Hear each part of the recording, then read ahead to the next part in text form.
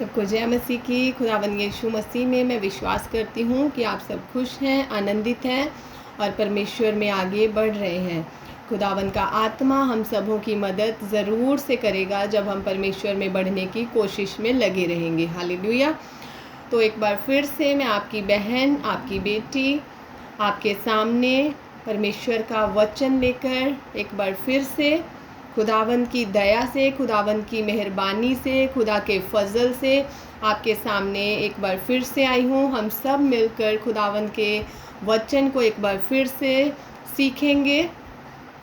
तो जो परमेश्वर का आत्मा हमें सिखाए, हम उसी को परमेश्वर की दया से हर रोज़ सीख रहे हैं, ताकि हम दिन प्रतिदिन परमेश्वर में बढ़ते जाएं और ज्यों ज्यों परमेश्वर के आने का समय निकट आ रहा है, हम उसके सामने निर्दोष और निष्कलंक पाए जाएं। हालेलुया।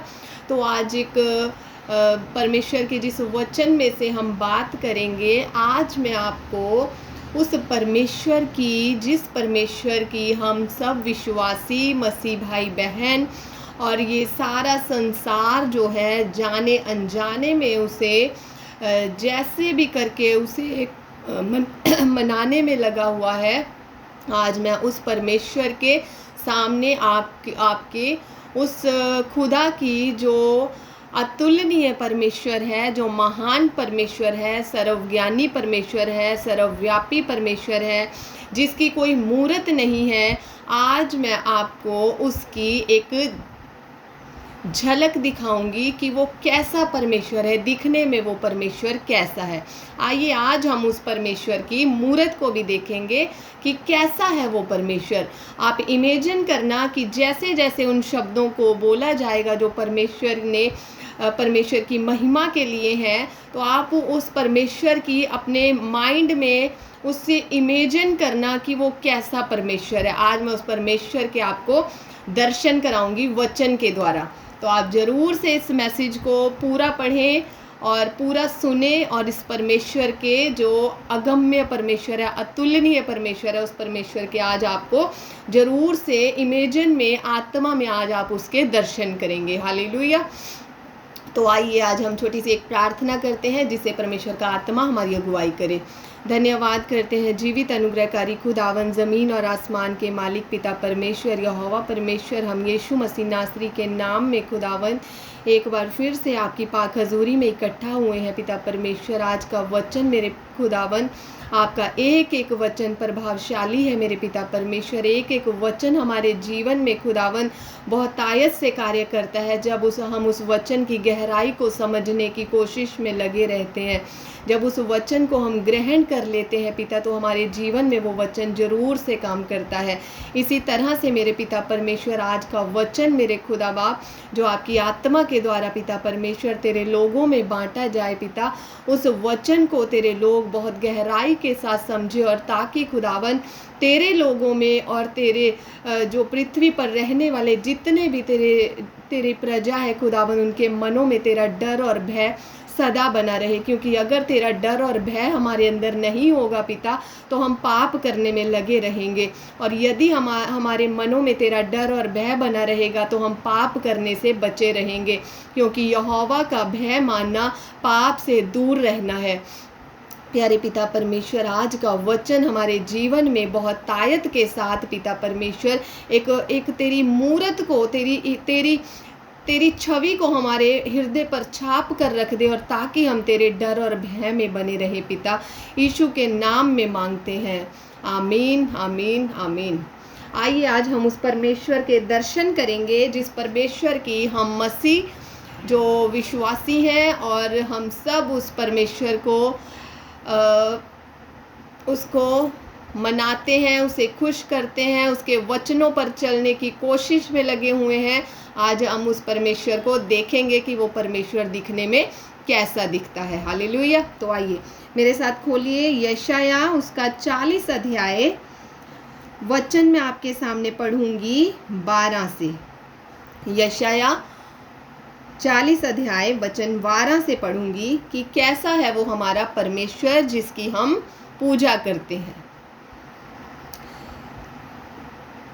किसने महासागर को चुल्लू से मापा, और किसने बित्ते से आकाश को नाप हुआ, आकाश को नापा हुआ। किसने पृथ्वी की मिट्टी को नपुए में भरा और पहाड़ों को तराजू में और पहाड़ियों को कांटों में तोला है। परमेश्वर का वचन कह रहा है कि किसने महासागर को चुल्लू से नापा है, चुल्लू से मापा, यानी महासागर समुद्र को कह रहे किसने नापा है। उस परमेश्वर ने, चुल्लू बोलते हैं इसको, जब हम ऐसे करते हैं तो इसे चुल्लू बोलते हैं। इसमें जितना पानी आता है उसको नापने की बात हो रही है कि जो परमेश्वर ने समुद्र महासागरों को इस अपने हाथ की हथेली में नापा हुआ है कि इस पृथ्वी पर कितना पानी है। और दूसरी बात, आकाश को उसने फीते से नापा हुआ है और उसने मिट्टी को, जो इस पृथ्वी पर, इस भूमंडल पर जितनी मिट्टी है, उसने एक नपुए में भरा हुआ है।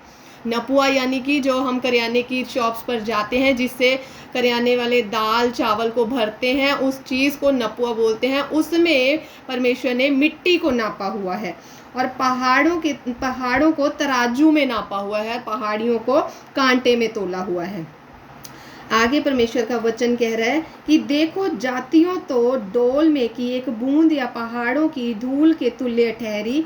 देखो, वह द्वीपों की धूल को किनकों को सरीखे उठाता है। लबानोन भी ईंधन के लिए थोड़ा होगा, उसमें के जीव जंतु होम बलि के लिए बस न होंगे। कह रहे अगर परमेश्वर के लिए हमें इतना बलिदान करना पड़े तो वो जो सारी दुनिया के पेड़ पौधे जितनी भी लकड़े हैं, अगर हम उसके लिए यज्ञ भी करना चाहें, इतना महान और विशाल परमेश्वर है कि अगर हम उसके यज्ञ भी उसके लिए करना चाहें तो इस दुनिया की सारी लकड़ियां भी अगर हम इकट्ठा कर लें, अगर उसके लिए यज्ञ करने के लिए, तो वो भी बहुत थोड़ी ठहरेंगी, वो उसका भी उसमें से कुछ नहीं बनेगा।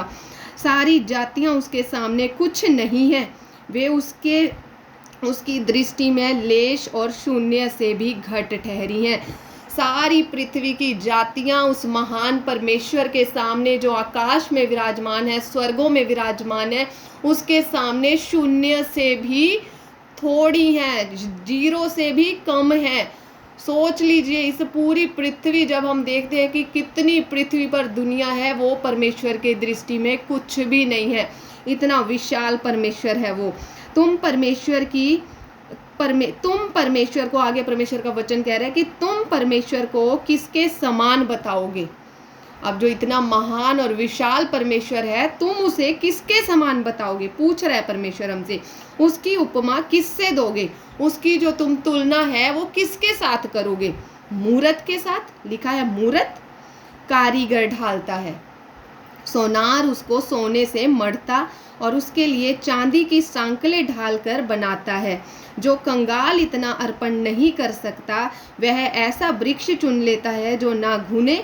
तब एक निपुण कारीगर ढूंढकर मूरत खुदवाता और उसे ऐसा स्थिर कराता है कि वह हिल ना सके। अब जो सोने चांदी की मूर्तें होती हैं, वो कौन बनाता है?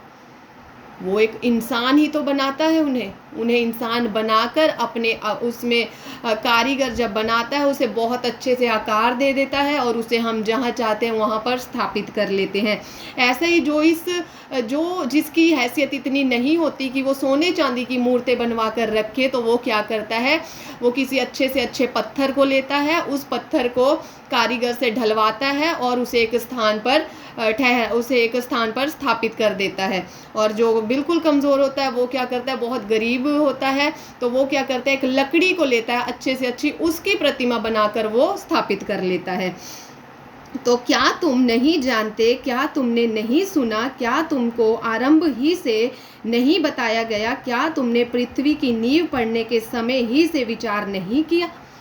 कह रहे क्या इन बातों का तुम्हें शुरू से नहीं बताया गया, क्या तुमने इन बातों को शुरू से नहीं सुना, क्या तुमने इन चीज़ों को कभी तुम्हारे कानों में नहीं पड़ी कि इतना विशाल परमेश्वर है जिसे हम मूर्तों में ढाल लेते हैं। यह वह है जो पृथ्वी के घेरे के ऊपर, अब कौन है परमेश्वर, ये वह है जो पृथ्वी के घेरे के ऊपर आकाश मंडल पर विराजमान है और पृथ्वी के रहने वाले टिड्डी के तुल्य हैं, जो आकाश को मलमल के समान फैलाता है और ऐसा तान देता है जैसा रहने के लिए तंबू ताना जाता है। जो पृथ्वी पर रहने वाले हैं वो उसके सामने टिड्डियों की तरह है। मान लीजिए एक गेंद को अगर हम अपने हाथ में ले लें, जितना गेंद हमारे हाथ में आता है, ऐसे परमेश्वर ने इस पृथ्वी को अपने हाथ में रखा हुआ है। जब चाहे वो उसे कुचल सकता है, जब चाहे वो उसका सत्यानाश कर सकता है। तो ऐसा है वो विशाल परमेश्वर जो स्वर्गों में विराजमान है। तो वो जो परमेश्वर है वो आगे कह रहे हैं कि इसलिए तुम मुझे किसके समान बताओगे कि मैं उसके तुल्य ठहरूं। प्रभु कह रहे हैं कि किसके समान तुम मुझे बताओगे कि मैं उसके तुल्य ठहरूं। उस पवित्र का यही वचन है, उस पवित्र परमेश्वर का आज पृथ्वी के लोगों के लिए यही वचन है कि यही मेरी जो है आकार है, यही मेरी जो है सच्चाई है जो आज परमेश्वर के वचन में से तुम्हें बताई गई है।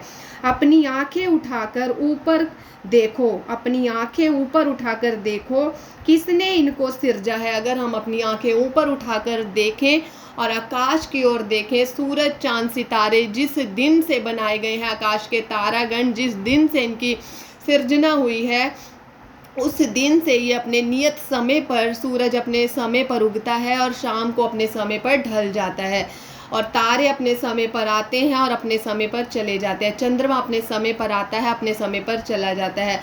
बारिश जो है, बरसात का मौसम बरसात के मौसम में आती है, वो अपने समय पर। लेकिन जो ये परमेश्वर ने मनुष्य की सुविधाओं के लिए ये चीज़ें बनाई, वो परमेश्वर की आज्ञाओं में चल रही हैं। लेकिन मनुष्य जो कि परमेश्वर ने जिसे सबसे उत्तम करके बनाया, जिसे परमेश्वर ने अपने हाथों से बनाया, ये सारी चीज़ें जो पृथ्वी की बनाई गई हैं, सूरज चांद सितारे पेड़ पौधे पशु पक्षी, ये सब परमेश्वर अपने शब्द के द्वारा बनाया। लेकिन मनुष्य को उसने अपने हाथों के द्वारा बनाया।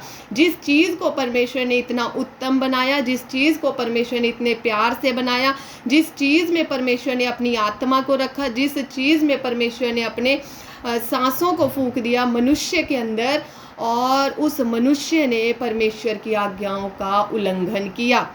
लेकिन जो परमेश्वर ने अपने शब्द के द्वारा मनुष्य की सुविधाओं के लिए चीज़ें बनाई, वो परमेश्वर की आज्ञाकारिता में आज तक चल रही हैं। लेकिन जिसे परमेश्वर ने अपने लिए बनाया, वो परमेश्वर की आज्ञा से बाहर हो चुका है। तभी परमेश्वर का जो क्रोध है मानव जाति के ऊपर पड़ा हुआ है, तभी मानव जाति जो है पापों में है, तभी मानव जाति जो है बीमारियों में है, तभी मानव जाति जो है अलग अलग तरह के कलेशों में फंसी हुई है। ये क्या है? परमेश्वर की अनाज्ञाकारिता का नतीजा है। तो आगे परमेश्वर जी लिख रहे हैं कि उसके बोलने का शब्द तो सुनो। आगे मैं पढ़ रही हूँ आयुब 37 उसका 2 वचन पढ़ रही हूँ कि 32 पढ़ूंगी मैं, 36 का 32। आयुब 36:32 में लिखा है, वह बिजली को अपने हाथों में लेकर उसे आज्ञा देता है कि निशाने पर गिरे। अब देखिए, वो परमेश्वर जो बिजली को अपने हाथों में लेकर आज्ञा देता है कि निशाने पर गिरे। हम कहते हैं वहां पर बिजली गिर गई। कौन गिराता है? परमेश्वर गिराता है। जहाँ चाहता है वहाँ गिरा देता है अपने हाथों में लेकर, क्योंकि ये सब चीज़ें परमेश्वर के हाथों में है। जहाँ चाहता है, जैसे चाहता है, जिसको चाहता है इस्तेमाल करता है और उसे अपने अनुसार इस्तेमाल करता है। आगे लिखा है, इसकी कड़क उसी का समाचार देती है। जो बिजली की कड़क है, यही परमेश्वर का समाचार देती है कि परमेश्वर है। और जब बिजली कड़कती है, फिर इस बात पर मेरा हृदय कांपता है और अपने स्थान से उछल पड़ता है। अब वो देखिए, अब वो कह रहा है कि इस बात से मेरा हृदय कांपता है। किस बात से? उसके बोलने का शब्द तो सुनो। परमेश्वर के शब्द को कभी सुना है आपने? परमेश्वर का शब्द, ये देखिए क्या कह रहा है, उसके बोलने का शब्द तो सुनो, और उस शब्द को जो उसके मुंह से निकलता है सुनो। वह उसको सारे आकाश के नीचे और अपनी बिजली को पृथ्वी की छोर तक भेजता है। वो जो स्वर्गों में विराजमान परमेश्वर है, जो अकाल मूरत, जिसकी कोई मूरत नहीं है, वो अगम्य परमेश्वर, वो जो स्वर्गों में विराजमान है, क्या करता है? उसका शब्द जो होता है, वो जब उसके मुंह से जो निकलने वाला शब्द है वो कौन सा है? उसके पीछे गरजने का शब्द होता है, वह अपनी प्रतापी शब्द से गरजता है। जब बादल गरजते हैं तो हम कहते हैं बादल गरज रहे हैं, लेकिन वो बादल नहीं, परमेश्वर की वाणी होती है, परमेश्वर की वो आवाज़ होती है जो हमें थरथरा देती है, जो धरती की नींवों को हिला देती है, जो धरती को डोला कर रख देती है। वो परमेश्वर जो कि बादलों को हुक्म करता है तो बादल फट जाते हैं, बारिश को हुक्म करता है तो बारिश मूसलाधार बनकर कितने समय तक धरती पर पड़ती रहती है। जब आज्ञा देता है तो वो रुक जाती है। उसने कहा उसके परमेश्वर गरज कर अपना शब्द अद्भुत रीति से सुनाता है। देखिए, परमेश्वर गरज कर अपना शब्द अद्भुत रीति से सुनाता है और बड़े बड़े काम करता है जिनको हम नहीं समझते। ऐसे बड़े बड़े चिन्ह और चमत्कार परमेश्वर दिखाता है, अद्भुत रीति से अपना शब्द सुनाता है।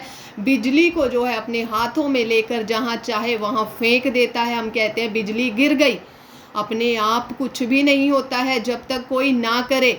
वो परमेश्वर करता है, जहाँ चाहता है वहाँ गिरा देता है। बिजली को वो अपने हाथों में लेकर गिरा देता है। वह तो हिम से कहता है पृथ्वी पर गिर।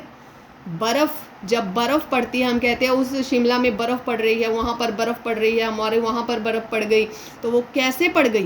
कोई तो है जो उसे गिराने वाला है। हर समय तो बर्फ नहीं पड़ती रहती, कोई तो एक समय ठहराया हुआ है, तो उस समय में वो कैसे आती है? वो परमेश्वर गिराता है। लिखा है वह तो हिम से कहता है पृथ्वी पर गिर। इस रीति से इस प्रकार मेह को भी और मूसलाधार वर्षा को भी ऐसी ही आज्ञा देता है। मी को भी वो आज्ञा देता है, मूसलाधार वर्षा को भी वही आज्ञा देता है। और एक बात और देखिए, फिर क्या तू कभी हिम के भंडार में बैठा या कभी ओलों के भंडार को तूने देखा है? कभी जो ऊपर से ओले गिरते हैं, बर्फ के गोले गिरते हैं, क्या वो कहाँ से गिरते हैं, कैसे बनते हैं? उनका एक भंडार है जो कि परमेश्वर के स्वर्गों में भंडार है। वहाँ पर परमेश्वर ने ओलों का भंडार रखा हुआ है। क्यों रखा हुआ है? जिसको मैंने संकट के समय और युद्ध और लड़ाई के दिन के लिए रख छोड़ा है। अब पृथ्वी पर एक ऐसा समय भी आने वाला है, जबकि एक समय उस समय में भी आया था जब फिरौन राजा था, उस समय में ओलों की वर्षा हुई थी, बहुत बड़े बड़े ओले गिराए गए थे। कुछ पहले भी सुनी हुई बातें हैं कि पहले भी कई बार ओले जो गिरे हैं, बर्फ़ के गोले, वो बहुत बड़े बड़े। और अब भी जो पृथ्वी पर ओलों की वर्षा होगी वो भी बहुत बड़े बड़े ओलों की होगी। वो परमेश्वर ने युद्ध और लड़ाई के लिए रखे हुए हैं। और आगे लिखा है कि जहाँ चाहता है परमेश्वर उसी को वे बसाई हुई पृथ्वी के ऊपर पूरी करे। लिखा है वे उसकी बुद्धि की युक्ति से इधर उधर फिराए जाते हैं। कौन? बादल।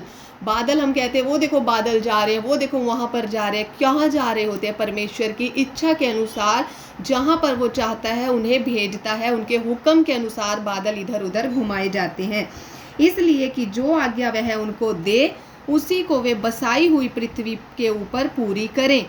बादलों को भी परमेश्वर आज्ञा देते हैं कि जो आज्ञा मैं तुम्हें दे रहा हूँ, जहाँ मैं बरसने के लिए तुम्हें कह रहा हूँ, वहाँ पर जाकर बरसो। तो बादल भी परमेश्वर के हुक्म के अधीनगी में रहते हैं, चाहे ताड़ना देने के लिए, चाहे अपनी पृथ्वी की भलाई के लिए।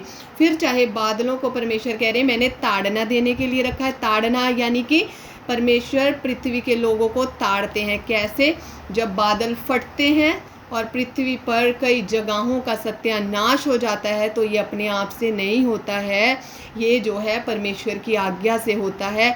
परमेश्वर पृथ्वी के लोगों को ताड़ना देते हैं इन सभी चीज़ों के द्वारा, बारिश के द्वारा, बादलों के द्वारा, बिजली गिरा करके। वो ये बात बताना चाहते हैं कि मैं स्वर्ग में विराजमान हूँ, मुझे पहचानो, मुझे खोजो, मैं ही परमेश्वर हूँ, मुझे छोड़ दूसरा कोई परमेश्वर है ही नहीं।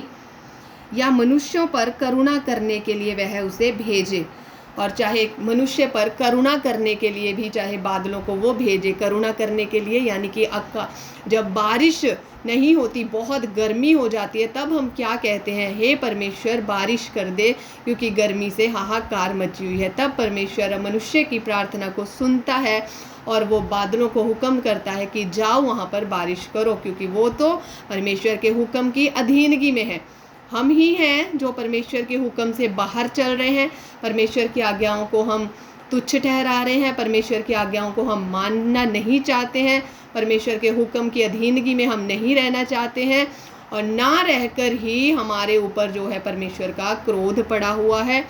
ना उसके हुक्म में रहने के कारण ही हमारे ऊपर परमेश्वर की ऐसी बड़ी बड़ी ताड़नाएं आती हैं, बड़ी बड़ी बीमारियां आती हैं, बड़े बड़े रोग हमें लग जाते हैं, और बहुत सी ऐसी बातें हैं जो परमेश्वर हमें मनुष्य की ताड़ना के लिए करता है। और आगे जो समुद्र है उसकी भी परमेश्वर ने खुद एक, देखिए हम अगर अपने घर में अगर हमारे हाथ से एक पानी का गिलास एक जगह पर गिर जाए कमरे के कोने पर, तो वो सारे कमरे में फैल जाएगा, एक जगह पर वो नहीं टिकेगा।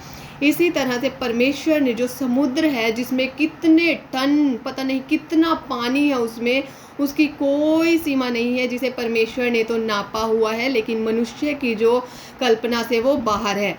उस पानी की परमेश्वर ने सीमा ठहराई हुई है। ये देखिए लिखा हुआ है, उसने उसके लिए सीमा लिखा है। फिर जब समुद्र ऐसा फूट निकला मानो वह गर्भ से फूट निकला, तब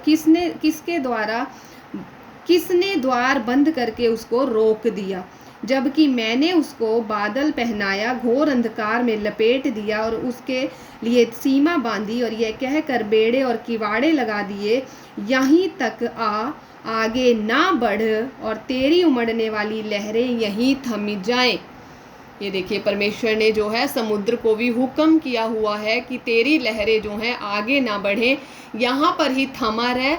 वो भी एक नियत समय के लिए परमेश्वर की आज्ञा के अनुसार अपनी जगह पर खड़ा है, लेकिन जब परमेश्वर का क्रोध पड़ेगा तब वो उस समुद्र को भी हुक्म कर सकते हैं कि जा अब अपनी सीमा को लांघ जा और इस संसार का सत्यानाश कर दे। लेकिन वो परमेश्वर की दया है कि वो अपना क्रोध जो है विलंब से करने वाला परमेश्वर है। वो क्रोध करने में धीमा, विलंब से क्रोध करने वाला है। वो बहुत करुणामय परमेश्वर है। उसकी करुणा को, उसकी दया को, उसके धीरज को परीक्षा उसकी ना लीजिए। परमेश्वर की इन बातों से डरने की ज़रूरत है, घबराने की ज़रूरत है। हमें उस परमेश्वर का भय मानने की ज़रूरत है कि कितना वो महान परमेश्वर है, कितना वो विशाल परमेश्वर है।